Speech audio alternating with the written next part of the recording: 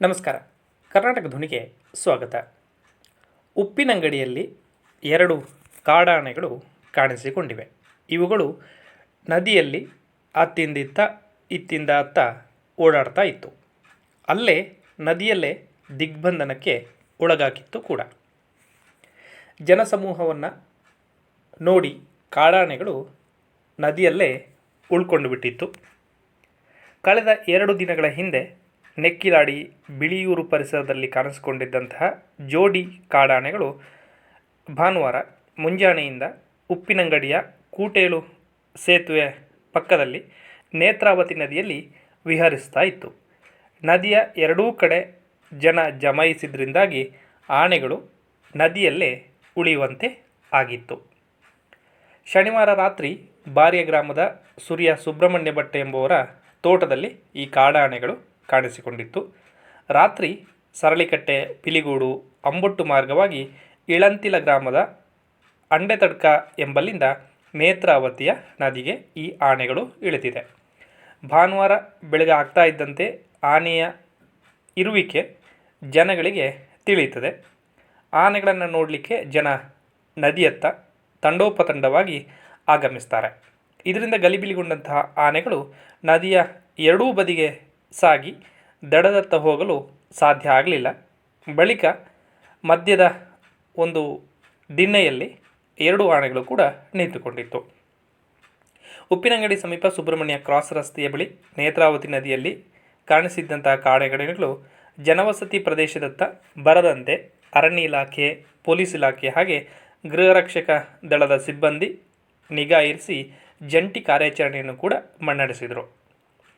ಉಪ್ಪಿನಂಗಡಿಯಲ್ಲಿದ್ದಂತಹ ಗೃಹರಕ್ಷಕ ದಳದ ಪ್ರವಾಹ ರಕ್ಷಣಾ ತಂಡದ ಬೋಟನ್ನು ಬಳಸಿಕೊಂಡು ನದಿಗೆ ಇಳಿದಂತಹ ಅರಣ್ಯ ಇಲಾಖೆ ಸಿಬ್ಬಂದಿ ಗಾಳಿಯಲ್ಲಿ ಗುಂಡು ಹಾರಿಸಿದರು.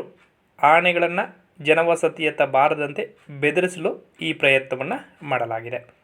ಜನವಸತಿ ಪ್ರದೇಶದತ್ತ ಆನೆಗಳ ಚಲನೆ ಕಂಡು ಅಂಥ ಸಂದರ್ಭದಲ್ಲಿ ಗರ್ನಲನ್ನು ಸಿಡಿಸಿ ಆನೆಗಳನ್ನು ಈ ಸಂದರ್ಭದಲ್ಲಿ ಬೆದರಿಸಲಾಯಿತು. ಒಟ್ಟಾರೆ ಬೆಳಗ್ಗಿನಿಂದ ಕತ್ತಲಾಗುವವರೆಗೂ ಕೂಡ ನದಿಯಲ್ಲಿ ಬೋಟು ಮೂಲಕ ಗುಂಡು ಹಾರಿಸ್ತಾ ದಡದಲ್ಲಿ ಸಿಡಿಮದ್ದನ್ನು ಸಿಡಿಸುವ ಮೂಲಕ ಆನೆಗಳನ್ನು ಉಪ್ಪಿನಂಗಡಿ ಪೇಟೆಯತ್ತ ಸಂಚಾರ ಮಾಡದಂತೆ ನಿಯಂತ್ರಣ ಮಾಡುವಂತಹ ಪ್ರಯತ್ನವನ್ನು ಇಲಾಖೆಗಳು ಮಾಡ್ತಾ ಇತ್ತು. ಇನ್ನು ಆನೆಗಳನ್ನು ನೋಡಲಿಕ್ಕೆ ಜನಸಾಗರ ಸೃಷ್ಟಿಯಾಯಿತು. ಸಂಚಾರಕ್ಕೂ ಕೂಡ ತಡೆ ಆಗಿದೆ. ಉಪ್ಪಿನಂಗಡಿ ಪೇಟೆಯ ಬಳಿ 2 ಕಾಡಾನೆ ಇದೆ ಎಂಬ ಸುದ್ದಿ ಬಹುಬೇಗ ಎಲ್ಲೆಡೆ ಹರಡಿತು. ಭಾರೀ ಜನಸಂಖ್ಯೆಯಲ್ಲಿ ಜನ ಕೂಟೇಲು ಪರಿಸರಕ್ಕೆ ಆಗಮಿಸಿದರು. ಈ ಸಂದರ್ಭದಲ್ಲಿ ಸಂಚಾರ ನಿಯಂತ್ರಣಕ್ಕೆ ಪೊಲೀಸರು ಹೆಣಗಾಡುವಂಥ ಪರಿಸ್ಥಿತಿ ಕೂಡ ನಿರ್ಮಾಣ ಆಯಿತು. ರಸ್ತೆಯುದ್ದಕ್ಕೂ ಕೂಡ ವಾಹನಗಳ ಸಾಲು ಕಂಡು ಬರ್ತಾ ಇತ್ತು. ಇತ್ತ ನದಿಯ ಎರಡೂ ಕಡೆ ಭಾರೀ ಜನಸಾಗರವನ್ನು ನೋಡಿದಂತಹ ಕಾಡಾನೆ ಭಯಭೀತವಾಗಿ ಎತ್ತ ಸಂಚರಿಸಬೇಕು ಅಂತ ತಿಳಿಯದೆ ನದಿಯಲ್ಲೇ ಉಳಿಯಿತು. ಜನವಸತಿ ಪ್ರದೇಶದಿಂದ ಬಾರದಂತೆ ಮಾಡಿದ ಪ್ರಯತ್ನಗಳೆಲ್ಲವೂ ಕೂಡ ಆನೆಯ ಪಾಲಿಗೆ ಸ್ವಲ್ಪ ಕಷ್ಟಪೂರ್ಣವಾಗಿ ಪರಿಣಮಿಸಿತು. ಈ ಆನೆಗಳ ಇರುವಿಕೆಯನ್ನು ನೋಡಿದಂತಹ ಮಂಗಳೂರು ಉಪವಿಭಾಗ ಸಹಾಯಕ ಅರಣ್ಯ ಸಂರಕ್ಷಣಾಧಿಕಾರಿ ಶಶಿಕಾಂತ್ ವಿಭೂತಿ ಅವರು, SF ಸುಬ್ಬಯ್ಯ ನಾಯ್ಕ, ಪುತ್ತೂರು ವಲಯ ಅರಣ್ಯಾಧಿಕಾರಿ ಕಿರಣ್ ಅವರು, ಉಪ್ಪಿನಂಗಡಿ ವಲಯ ಅರಣ್ಯಾಧಿಕಾರಿ ರಾಘವೇಂದ್ರ, ಪೊಲೀಸ್ ಇಲಾಖೆಯ ಅಧಿಕಾರಿಗಳು, ಗೃಹರಕ್ಷಕ ದಳದ ಸಬಿತಾ ಶೆಟ್ಟಿ, ದಿನೇಶ್ ನೇತೃತ್ವದ ಗೃಹರಕ್ಷಕ ದಳ ಉಪ್ಪಿನಂಗಡಿಯ ಈ ಘಟನಾ ಸ್ಥಳದಲ್ಲಿ ಮೊಕ್ಕಾಮಿದ್ರು ಆನೆಗಳ ಚಲನವಲನದ ಬಗ್ಗೆ ನಿಗಾವನ್ನು ಇರಿಸಿದರು. ಒಟ್ಟು ಅತ್ತನೂ ಹೋಗಲಾಗದೆ ಇತ್ತನೂ ಹೋಗಲಾಗದೆ ನದಿಯಲ್ಲೇ 2 ಕಾಡಾನೆಗಳು ಉಳಿದಿವೆ.